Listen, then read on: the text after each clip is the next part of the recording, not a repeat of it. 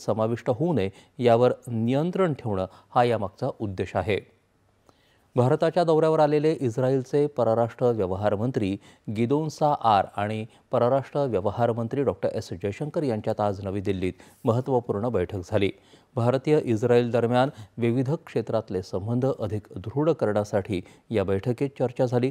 विशेषतः सर्व प्रकारच्या दहशतवादाविषयी शून्य सहिष्णुता दाखवत त्यांचा संयुक्त प्रतिकार करण्यासाठी या बैठकीत सहमती झाल्याचं जयशंकर यांनी म्हटलं आहे।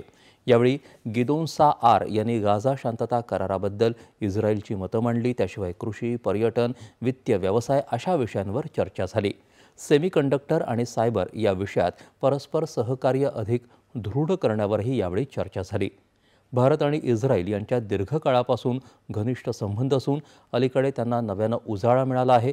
याशिवाय इस्रायलचे परराष्ट्र मंत्री इतर केंद्रीय मंत्री आणि वरिष्ठ अधिकाऱ्यांशी देखील संवाद साधणार आहेत।